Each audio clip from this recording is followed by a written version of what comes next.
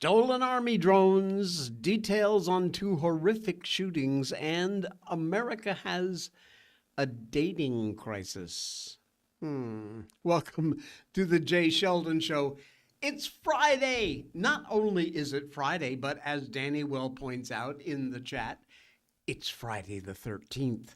Gonna be a lucky one. The weekend's coming. Cannot wait. We got one more show to get through. Not get through, that makes it sound horrible. I love being here, I really do, and I thank you for being here too. We are live on YouTube and we're live on Rumble. We managed to make it back onto both platforms this morning, which is odd in and of itself, but there you go. We actually made it. Just double checking. Yep, we're there and we're there. All right, cool beans, we made it. Man, I'm telling you, I've had this runny nose all night last night and into this morning. It was just horrible. I think it's mostly gone away, but man, yeah, pain in the ass. All right, yep, we are missing a couple of drones. Not just drones, by the way, and not just from any ordinary place. 4 Army drone systems have been stolen from a Kentucky Army Engineer Battalion. But the thing is, this happened late last year. We're only finding out about it right now. This happened late last year, and it's now, what, March? And only now the news is coming out? Army investigators reported in a social media post just this week, first anybody's ever heard of it, the Skydio X-10D drone systems were last seen in the 326th Division Engineer Battalion at Fort Campbell. This is not a small little place, folks. This happened November 21st last year. Army Criminal Investigation Division, CID, said it prompted them to offer a $5,000 reward. 4 drone systems stolen from Fort Campbell, and that's all you're offering for $5,000? Are you kidding me? What the hell's going on? Investigators say the drones were stolen between November 21st and 24th. They did not say when the theft was discovered. Skydio X-10Ds are very small, unmanned aerial drone systems that are used by the military for battlefield intelligence, surveillance, and reconnaissance. The system can also use AI to avoid obstacles in flight.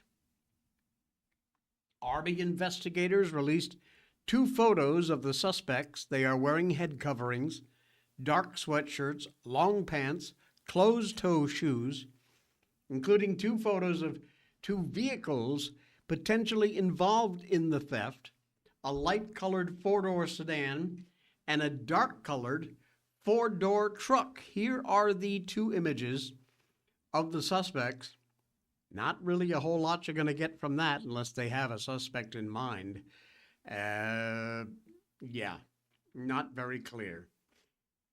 Investigators have asked anybody with information about the theft to contact the Army's Criminal Intelligence Division or submit an anonymous tip by phone. AI-controlled drone systems, 4 of them, stolen from Fort Campbell in Kentucky. What in God's name is going on, folks? This is just over the top weird. Very weird. Something ain't right. We don't have any more details. The Army was extremely sketchy when it came to any of that crap. But it happened a long time ago, and we only just this week found out. Something smells a lot. Absolute mess going on across the country, more shootings. A gunman in a deadly Old Dominion University shooting is an ISIS fanatic convicted of plotting attacks against the U.S. The gunman behind the deadly shooting at Old Dominion University been identified as an ISIS fanatic, Mohammed Baylor Jallo, 36, former National Guardsman from Virginia, opened fire inside a campus building Thursday morning, killing one person and wounding two others. There is the scumbag himself. I'm not going to give him a whole lot of screen time because he's dead, and that's a good thing. Authorities say he also killed in the attack after a group of students stepped in to stop the gunman. Shooting unfolded about just before 11 o'clock inside Constant Hall, where officials say the gunman targeted a class linked to the university's ROTC program. One person killed, two others injured. Suspect opened fire. Two victims taken to the hospital. They appear to be stable.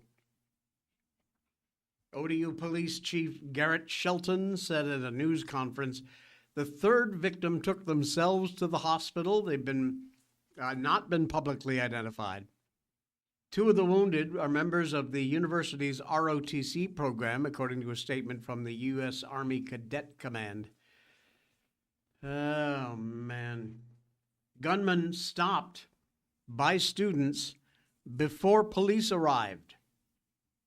FBI Director Kash Patel wrote on X, a group of brave students who stepped in and subdued the attacker very likely saved a number of lives.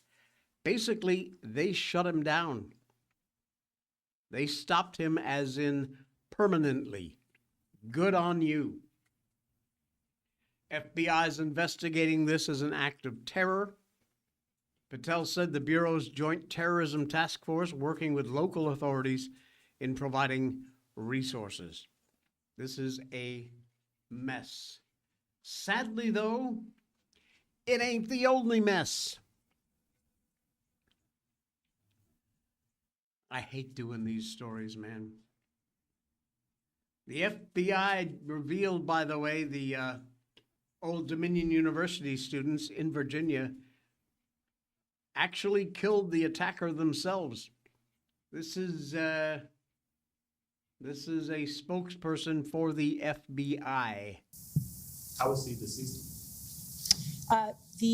There were students who were in that room that subdued him and rendered him no longer alive.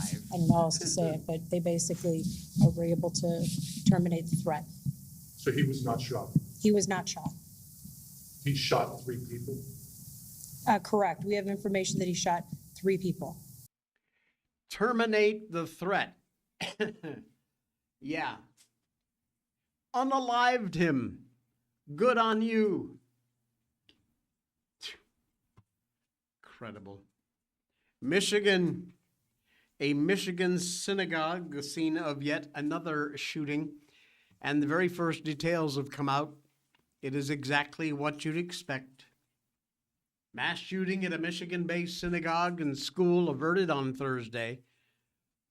Security guards jumped into action, took out the attacker, prevented the planned massacre.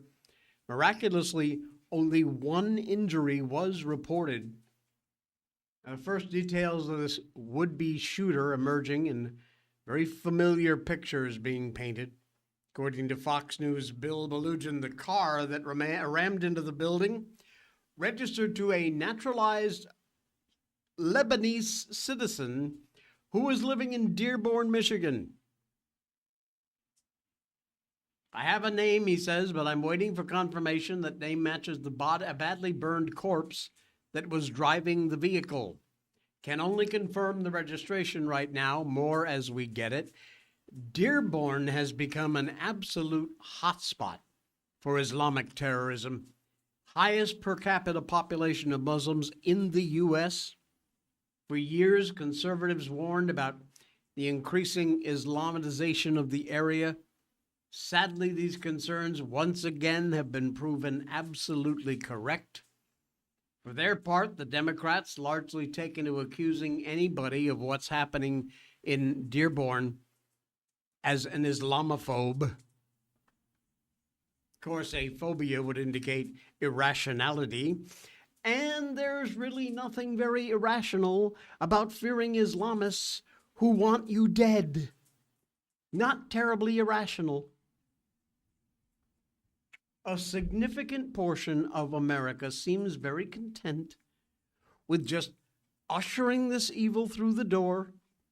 So long as they aren't accused of bigotry, Islam is a totalitarian, terroristic system whose prophet literally commands the genocide of infidels. That would be you and me, non-believers. And yet, most of our politicians still repeat some form of the religion of peace tagline,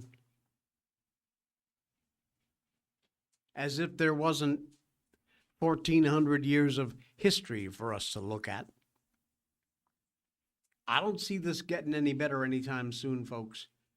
They're not going to suddenly assimilate and stop all their attempts at conquest. And the more cesspools of radicalism like Dearborn are allowed to grow, the more intense these attacks are going to get, sadly.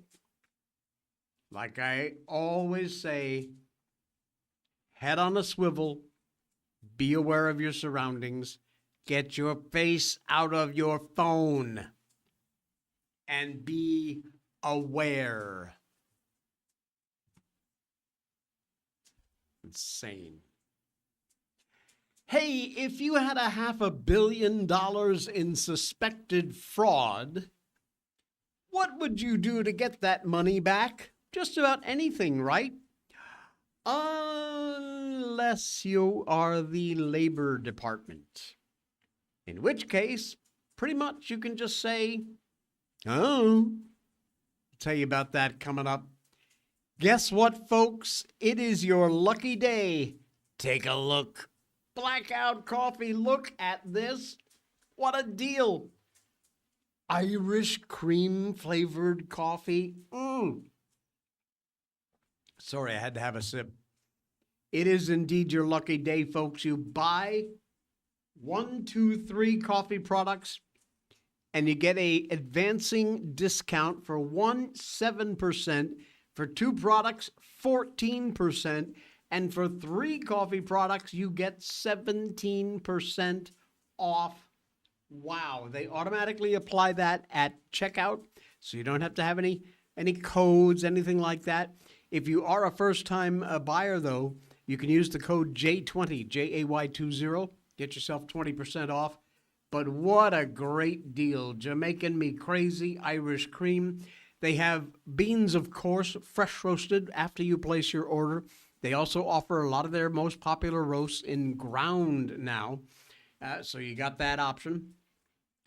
Coffee subscriptions are available, a great convenient way to not run out of coffee and you don't have to keep reminding you to log in and order some more.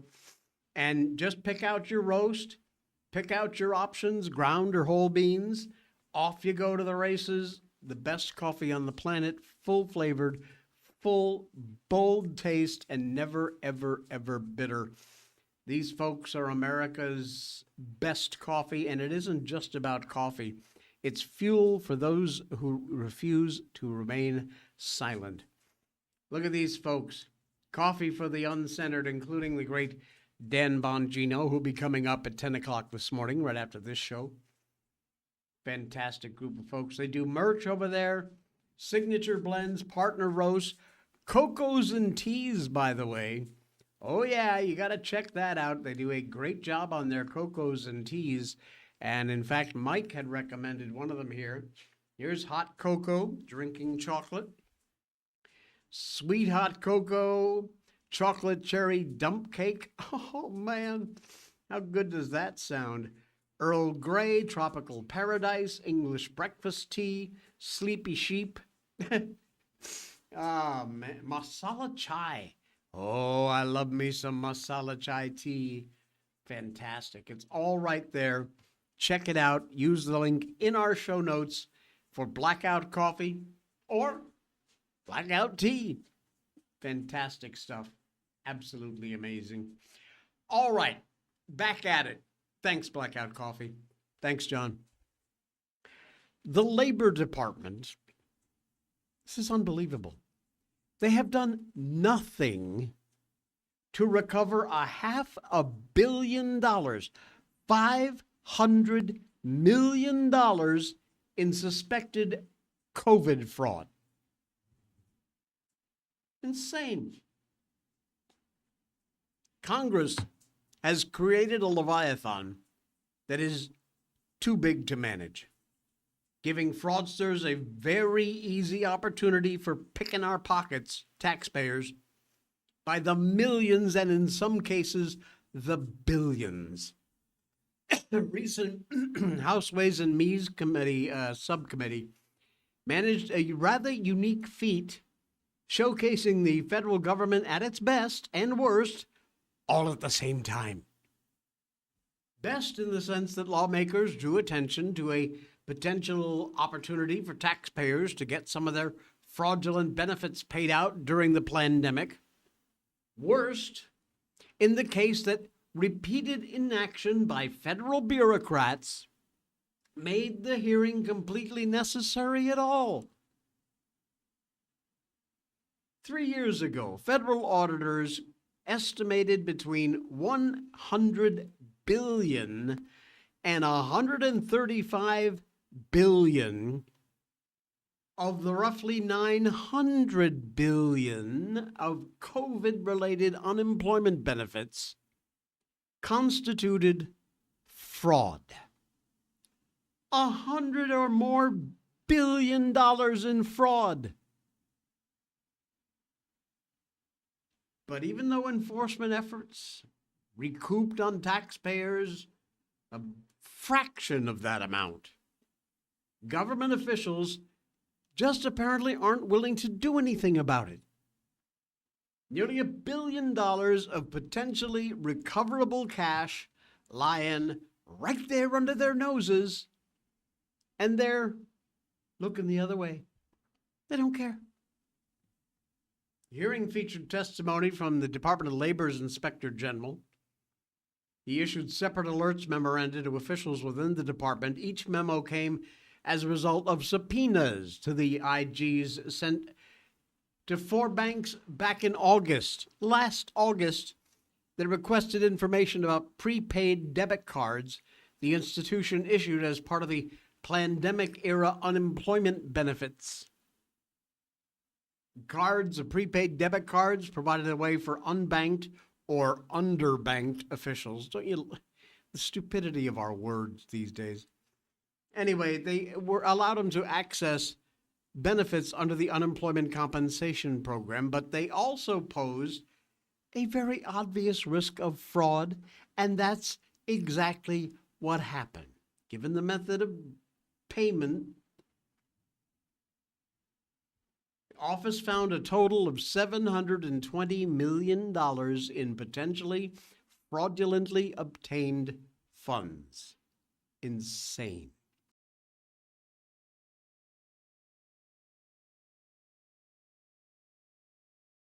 Sorry, I had to sneeze. And they just don't care. They're not doing anything about it. Nothing. In any normal universe, this March 5th hearing would not have raised attention to an ongoing issue as much as celebrating the action the federal government had already taken to halt the fraud. Inspector General reports January 30th, February 10th, would have led to immediate action. Members of Congress would have been thanking the Federal Department of Labor, state agencies, the banks themselves for responding swiftly to recover taxpayers' hard-earned dollars. But no. Instead, the department has yet to issue any guidance to the states, and the banks will continue to just sit on their hands unless and until the feds and the states give them some clear instruction on seizing and recovering the funds. With action like this, it's no wonder the Fed has a massive fraud problem. For once, Congress actually tried to do something about it by calling in a hearing to draw attention to the whole issue. But unfortunately, Congress has created this too big to manage monster. And that gave fraudsters the perfect opportunity to pick our pockets to the tune of literally billions of dollars. Ain't that nice? You ready? Hey, Karen, welcome in. Good to have you here. You ready for the big lie? The big lie is that America, this beautiful country you and I love, is a divided, hateful country with absolutely no hope of ever being united again. Doesn't that sound nice? Look, I freely admit that I am completely addicted to the internet. I'm a news junkie. I'm probably just as well informed as anybody in the country. I've got unless I'm in a unfamiliar environment or a soft target, I don't have my face buried in my phone. Remember, don't do that. But I do have my face buried in my phone here at my house often. Probably 10, 14 hours a day I spend online. Some of that, of course, is doing show prep for this program. Reading, writing, researching, thinking. It's kind of my job. But I would spend that time online anyway because I'm the kind of person who can't stand not knowing. I've got to be up to date as best I can be. Kind of like Trapped. I'm living a life that is not real, shall we say, in the sense that most of the 320 million Americans live the same kind of life. But are they as angry as a lot of us? You fear for the future of the U.S. as much as most of us? Habitually offended by everything you see online? The online right, the online left, politically aware, perpetually outraged, eternally wounded, helpless partisan among us who enjoy being outraged. You have to enjoy it because you seek it out. You get a rush from catching a political opponent in some hypocrisy. You laugh at the enemy's misfortune. The co-founders of Axios, left-wing garbage site, they have a piece in the publication that you got to read. Don't go to Axios for any news, trust me, but you got to read this one. It reminds us that the, quote, online political community to which we ostensibly belong is only a tiny part of America. The supermajority of Americans are patriotic, hardworking, neighbor-helping, America-loving, money-giving people who don't pop off on social media or plot for power. And the real shocker? Most people agree on most things most of the time. And the data validates this time and time again. Maybe, just maybe, it's the very people on these platforms who are the crazy ones. They write, maybe, just maybe, most people are simply normal, sane, real. Now, if we talk to our neighbors, co-workers, members of our congregations, we know this pretty much to be true. What they're concerned about, family, work, bills, everything else that goes into creating a normal life. They don't give a crap about what AOC just said, Trump's latest put down, Democrat calling us all fascists, or Republican calling Democrats communists. They just don't care. It really has no effect on their life at all. The overwhelming majority of people in this country do not care. It's good to be reminded of the ultimate goodness of people in America. The haters gonna hate. Let them stew in their unhappiness. They made the soup, they made their bed. Jump in, enjoy it. The quiet dignity, the virtue that give us the steady rhythms of life, the closeness of family, communities that all make life worth living. We'll stick with that. You haters, go ahead, keep hating. We're not listening, and we don't care.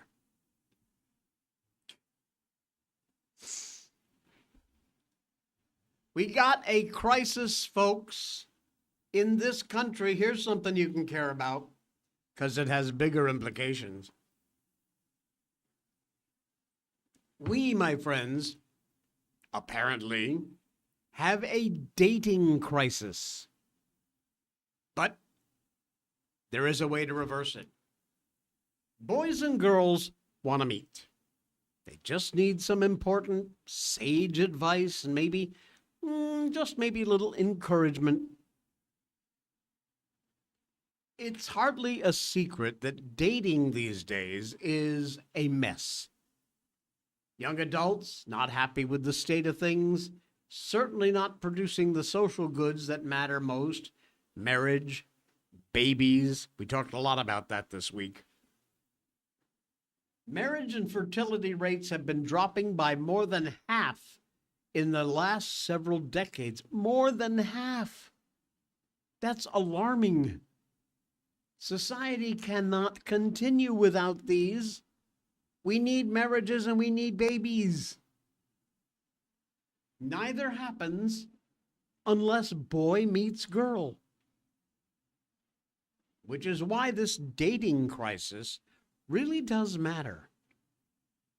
New national survey conducted jointly by the Institute for Family Studies and the Wheatley Institute gives us some very needed perspective on the dating recession. Provides good and bad news. Their conclusions are mostly hopeful. National representative sample of thousands of unmarried adults between 22 and 35 found that while 60% of men, 47% of women expressed an interest in starting a relationship with someone.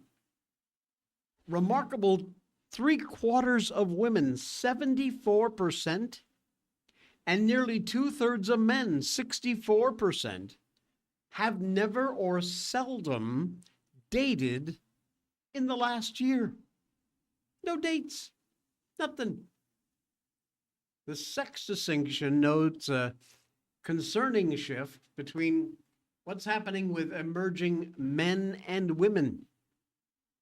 Pew Research reported late last year, while girls have traditionally been more likely to say they want to get married one day, boys are now more likely to say that. How about that? The sizable margin, too, 74 to 61%.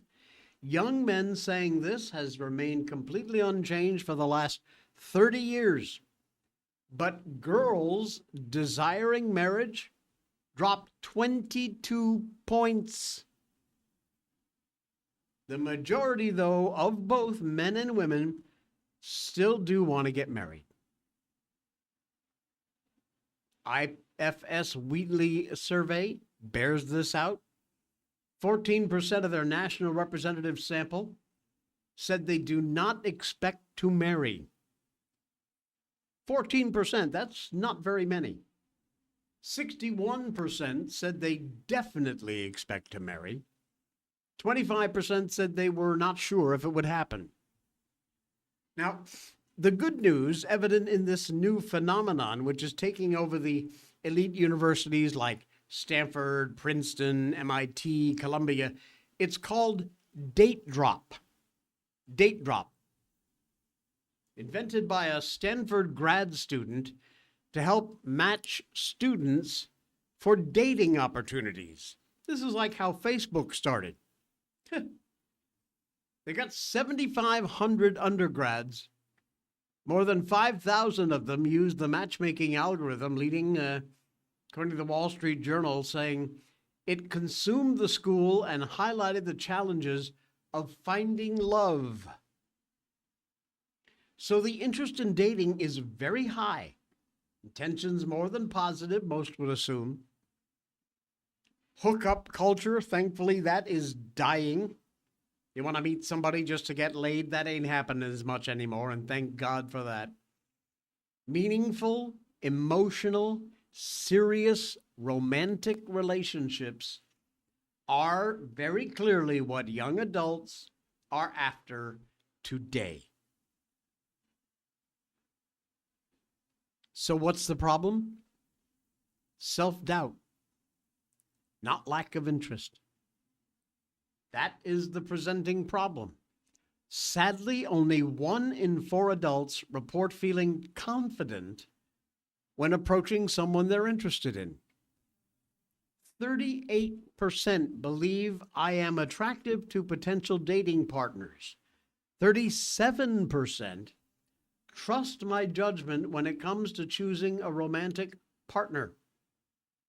More, 28% were able to stay positive after a bad date or a relationship setback. Only 28% kind of brushed it off and moved on. Insane. Our dating help has got to come IRL, folks, in real life, real relationships, not online, not on a FaceTime call or a hookup website. That don't work that way, folks, not anymore. Face to face, eye to eye, emotion to emotion. After all, this is precisely what young people are telling us they want and they need. It's got to happen in places where people actually meet. Between families, generational destiny and growth. The church, another great place. Young people impoverished without these resources, they are vital. Church organizations can provide these kind of resources, creative ideas, and encouragement these family, faith-based efforts are going to need. Boys and girls want to meet. There is no doubt about it. The studies show it in plain and simple numbers, black and white. They just need some bit of sage advice and a little bit of encouragement. And if we're going to have a tomorrow in this civilization, we better get our asses in gear and make sure we do something about it, okay? Okay.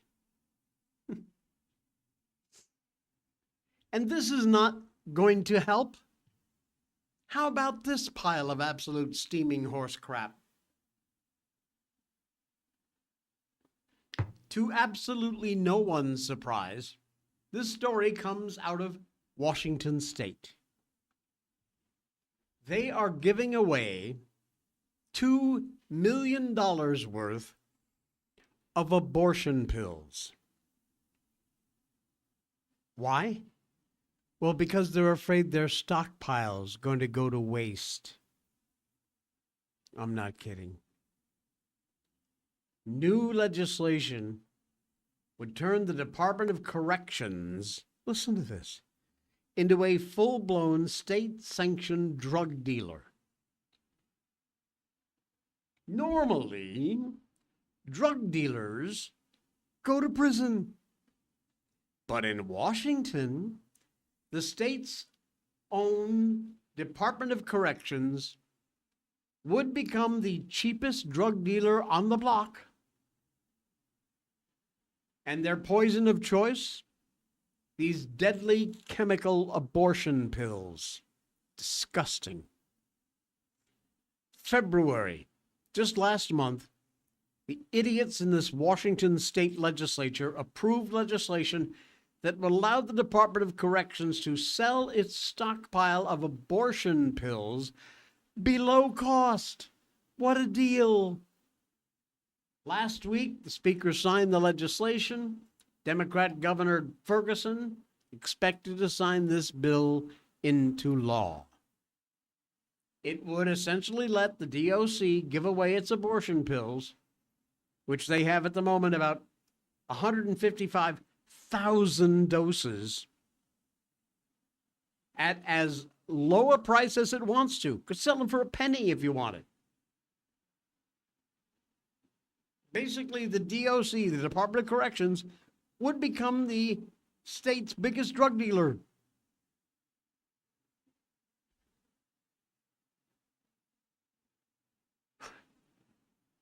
And they passed legislation to allow it.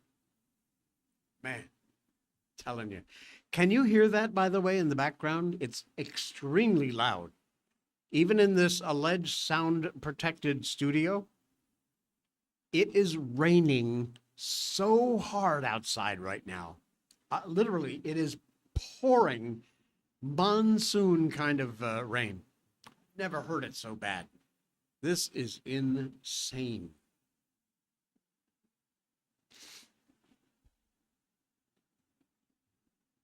We have not covered this story because I wanted to let it play out a little bit.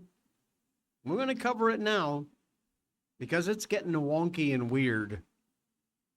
Air Force General connected to the UAP, UFO, and space warfare has vanished. You've probably heard this story, but Air Force Major General William Neal McCaslin, who's 68, been missing since the 27th of last month. What makes this disappearance so weird is that investigators have discovered McCaslin's connections to very highly sensitive space weapon programs. Unidentified anomalous phenomenon, the term that replaced UFOs, which we hate. Yeah, that doesn't sound weird or anything, right? Something odd is going on. Something smells. Someone last spotted McCaslin near his home in Albuquerque, New Mexico.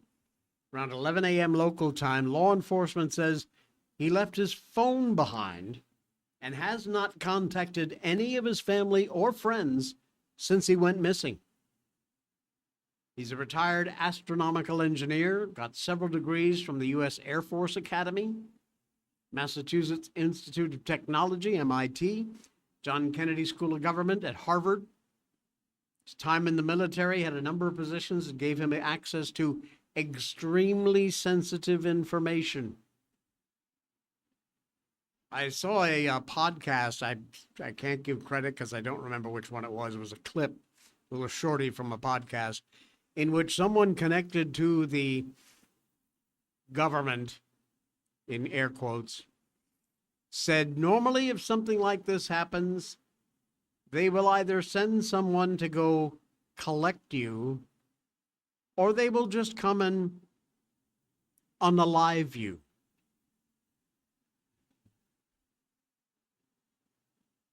Nothing has come up.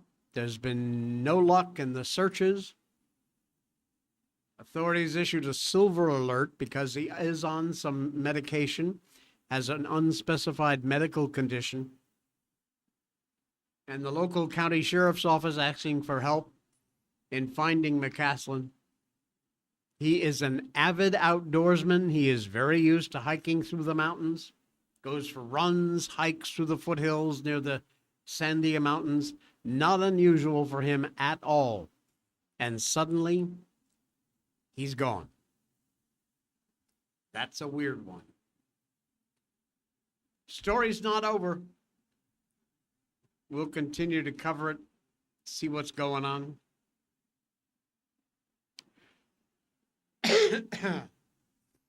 Well, apparently it ain't the presidential palace. We have a glimpse at Maduro's prison life. And it ain't all that great. Nicolas Maduro once claimed he didn't have any money. He lived off his meager presidential salary, and even his wife spent most of that before it even hit his bank account. He was wearing what some observers said was a luxury watch when he said it. But hey, who are we to judge? The reality is, while the people of Venezuela largely live in absolute horrific poverty, babies malnourished, school children sometimes stay home because they've got headaches from not eating. Parents don't eat so their kids can have food. This is the conditions under Maduro. Supposedly, he owned numerous luxury residences linked to the Villa La Caracola, a sprawling 32,000 over square foot mansion in the Dominican Republic worth, a nice cool $18 million. Well, he was linked to it. U.S. seized it last year. Rolex watch wasn't a rarity. Maduro had quite apparently a collection of fancy timepieces. Other accessories worth tens of thousands of U.S. dollars. And apparently he had a thing for $1,000 shoes. He got around in a Dassault Falcon 900EX private jet worth about $13 million. The U.S. seized that too. Luxury cars. Traveled around the world to meet his friends in countries like Cuba, China, Turkey. Well, the tables are turning. Mr. Maduro, sorry, not sorry. We all know Maduro captured, arrested January 3rd, flown to New York, locked up at the Metropolitan Detention Center. Oh, what a lovely place. And who can forget the Happy New Year perp walk? Remember this one?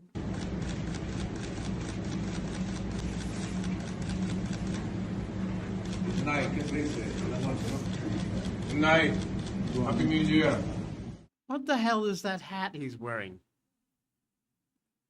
Anyway, his current digs, apparently they are a long way from the Dominion vacation spot or even the Mia Flores Palace.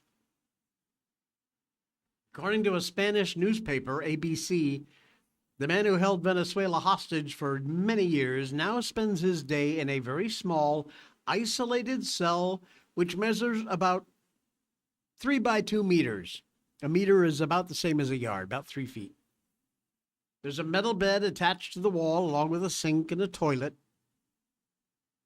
Narrow window that allows natural light inside, which is more than political prisoners in Venezuela get. A lot have been reportedly left in complete darkness for days on end. And he is housed in a solitary confinement unit. He's allowed 3 hours outside the cell per week. And during those 3 hours, he is shackled, flanked by 2 guards. He can use the time to shower, go out to a small courtyard, access supervised email, or use the phone within a monthly limit.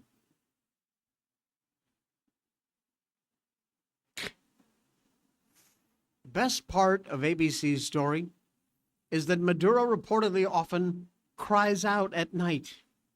He yells, "I am the president of Venezuela. Tell my country I've been kidnapped, that we're being mistreated here." And he bangs on the metal door, begs for someone to get a message to his family. Of course, the MDC is not able to confirm that because they don't talk about things like that.